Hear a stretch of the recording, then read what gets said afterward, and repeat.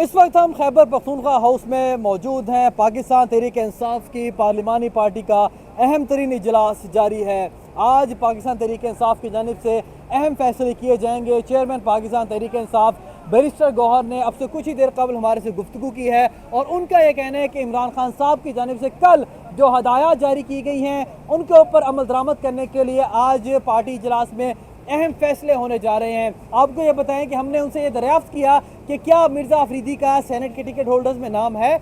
उनका ये कहना था कि जो बैरिस्टर साहब ने हमें लिस्ट दी है वो हम तक पहुंच गई है। तो हमने कहा कि उस लिस्ट में तो उनका नाम है। तो उनका ये कहना था कि वही मीडिया में जो सर्कुलेट कर रही है लिस्ट वही हम तक पहुंची है। तो एक तरह से उन्होंने तईद कर दिया है कि मुराद सईद, फैसल जवेद खान, आजम खान स्वाति, मिशाल यूसुफजई और मिर्ज़ा अफरीदी समेत नूरुल्लाह कादरी को टिकट मिलने जा रहा है सेनेट का। इमरान खान साहब ने साथ ही साथ ये भी कहा कि जो रहनुमा मेरा ट्वीट रीट्वीट नहीं करेगा उसके मुतालिक भी एक्शन लिया जाएगा। और ये बात हमने बैरिस्टर गौहर के सामने भी रखी। आज क्या क्या अहम फैसले होने जा रहे हैं इस मुतालिक मुख्तलिफ लोगों से गुफ्तगू भी करेंगे। इस वक्त गुफ्तगू करते हैं हमारे बहुत ही ज़बरदस्त सहाफ़ी हैं, एनर्जेटिक सरदार तैयब खान साहब के साथ। सरदार तैयब, जो अहम तरीन डेवलपमेंट हुई थी बड़े अरसे बाद पंजाब में कि पाकिस्तान तहरीक इंसाफ के मेंबरान कौमी असम्बली और सूबाई असम्बली पंजाब में इकट्ठे हुए अली अमीन गंडापुर की क़यादत में उस काफ़िले के हमरा इस्लामाबाद से लाहौर गए और लाहौर में इन्होंने पार्लिमानी मीटिंग जहाँ पर हो रही थी वहाँ से रिपोर्ट किया और तमाम तर तफसीलात से आवाम को आगाह किया। सरदार साहब, मुझे बताइए कि आप वहाँ पर गए, उन चंद सहाफ़ियों में से थे, क्या आपने चीज़ वहाँ पर नोट की और आप क्या समझते हैं कि पार्टी उनकी खिलाफात हैं वो किस हद तक पीटीआई को डैमेज कर चुके हैं और इमरान खान ने सख्ती से तंबीह भी कर दी? हाँ जी बिल्कुल। आज ये सब अभी आपने बड़े तफसील से रिपोर्ट किया और ख़ासतौर पर आपने सेनेट के टिकट इसके हवाले से किया है। किसी को ये नहीं पता था कि यहाँ से हम जाएंगे तो ठिकाना किधर होगा, कि जाना किधर है। किसी एमपीएस को, किसी एमएनएस को नहीं पता। चंद एक को पता था, सीएम के जो करीब लोग थे, लेकिन सीएम साहब को पता था कि हमने मिर्ज़ा फरीद साहब के फार्म हाउस में जाना और वहाँ ये पार्लिमानी मीटिंग, ताकि जो है ना ये पार्लिमानी मीटिंग होने का मकसद था कि सबको यकजहती दिखानी थी। और इमरान खान साहब का वर्जन भी इस पर आ गया और इमरान साहब ने बड़ा खराज तस्लीम पेश किया खासतौर सीएम खैबर पख्तूनख्वा सरदार अली अमीन खान गंडापुर साहब को कि उन्होंने एक अच्छा किया। और बड़े अरसे बाद जो तमाम पार्लिमानी लीडर, पार्लिमानी पार्टीज़ के लीडर मुश्तरका इजलास हुआ और इसमें 2 दिन पहले ही हमने खबर दे दी थी अपने नाजरीन को, अपने व्लॉग के ज़रिए भी, सोशल मीडिया पर भी दे दी थी कि केपी हाउस में सिर्फ नाश्ता होगा और लाहौर में जो है वो ये इजलास होने जा रहा है। बड़ा आप उस जगह पर मौजूद थे जब इजलास जारी था, तो आपने जो लोगों से गुफ्तगू की, कुछ लोग नालाम भी थे कि हमें मिर्ज़ा अफरीदी के घर क्यों ले आए, कुछ एमपीएस, और फिर वो कंट्रोवर्सी बनी कि अली हमजा क्यों नहीं बनाया गया। इस मुतालिक ज़रा बताइए। देखिए उधर ज़्यादातर जो तादाद थी वो सारे थोड़े बहुत इख्तलाफ हो सकता है, लेकिन आलिया हमजा साहिबा तो के अलावा बाकी जितने भी पार्लियामेंटेरियन थे, जितने भी रुकने कौमी असम्बली थे, जितने भी वोट लेकर आए होते फार्म 45 के जो एमएनएस थे वो सारे मौजूद थे, टिकट होल्डर्स भी मौजूद थे।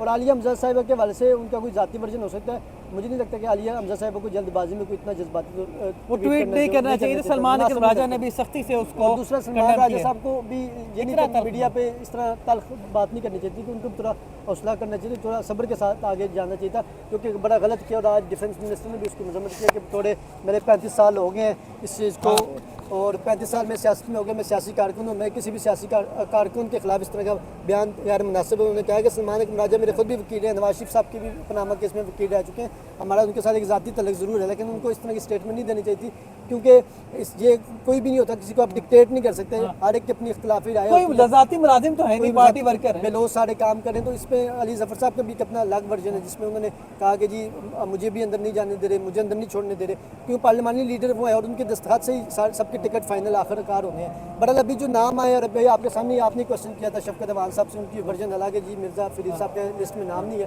पर जो हमारे तक जो मुसद्दक़ा इत्तलात आ रही है उसमें मिर्ज़ा फरीदी साहब को जो नाम सर्कुलेट कर रहे हैं इनमें यही नाम सारे आ रहे हैं। और इसमें बैरिस्टर गौहर साहब ने भी क्लियर कर दिया आप लोगों को, और बहरहाल ये कल परसों तक ये लिस्ट ऑफिशियली आ भी जाए। बहुत शुक्रिया सरदार तैयब साहब, आपने बड़ी तफसीली तौर पर आगाह किया। ये सूरत हाल है, सरदार तैयब ने आपको आगाह किया कि उधर मिर्ज़ा अफरीदी की रिहाइश गाह पर लोगों का क्या वर्जन था। मैं चाहूँगा थोड़ा सा आगे हैं और मैं आपको दिखा भी देता हूँ कि इस वक्त ये सिक्योरिटी के मामला हैं, लिस्ट यहाँ पर मौजूद है, MNAs यहाँ पर आ रहे हैं और पार्लिमानी कमेटी के जो अरकान हैं वो अंदर जा रहे हैं। तो ये सूरत हाल है और यहाँ पर पीटीआई के कुछ बीट रिपोर्टर्स भी खड़े हुए हैं और कोशिश कर रहे हैं कि कोई भी अहम रहनुमा निकले तो उनसे गुफ्तगू की जाए और अपने मुतल्लिका ख़बर जो है वो भी निकाली जाए। तो खैबर पख्तूनख्वा हाउस के बाहर से हम आपको रिपोर्ट करते रहेंगे। DSNGs आप देख सकते हैं, कैमरास यहाँ पर नस्ब है। यकीनी तौर पर अब ये जो तहरीक है पाकिस्तान तहरीक इंसाफ की, वो डिसाइसिव मरहले में दाखिल हो चुकी है और अब पाकिस्तान तहरीक इंसाफ का फास्ट मोड ऑन है, हंगामी तौर पर फैसले करने हैं, क्योंकि इमरान खान ने 5 अगस्त की डेडलाइन दी है। जो इमरान खान के अलावा अली मीन गंडापुर ने 90 दिन की बात की है, उनको वो कह रहे हैं कि उनका ज़ाती वर्जन है और उन्होंने जो अब नहीं तो कब नहीं वाली जो बात की है वो उन्होंने अपने तक मुख्तस रखी है, पार्टी का उससे कोई लेना देना नहीं है। तो अब पाकिस्तान तहरीक इंसाफ 5 अगस्त तक बड़े फैसले करने जा रही है। लास्ट कमेंट चाहूँगा, आज आप समझते हैं फैसले हो जाएंगे? देखिए आज फैसले, क्योंकि इमरान खान साहब ने तमाम जो लीडरशिप है पार्लिमानी लीडरशिप को इख्तियार दिया कि सेनेट के वास्ते बायमी मुशावरत से जो है वो फैसला किया जाए कि किसको टिकट देना है किसको नहीं देना। खासतौर पर अभी आपने शुरू में भी जिक्र किया कि इमरान खान साहब ने कहा है कि मेरे जो रीट्वीट्स है उसको तमाम पार्लिमानी लीडर, तमाम जो लीडरान है उसको रीट्वीट ज़रूर करें ताकि ज़्यादा से ज़्यादा लोगों तक ये चीज़ें। वो ट्वीट बहुत हैवी था उसमें हम देख रहे सब इस मुल्क की सबसे ताकतवर शख्सियत का बार बार उसके ऊपर इल्ज़ाम भी लगाया गया। लेकिन हमने बैरिस्टर गौर से जब पूछा कि आपने वो रीट्वीट नहीं किया, तो उनका ये कहना था कि मेरा कोई ज़ाती एजेंडा नहीं है, मैं खान साहब के लिए हूँ और खान साहब का नज़रिया आगे लेके चलूँगा।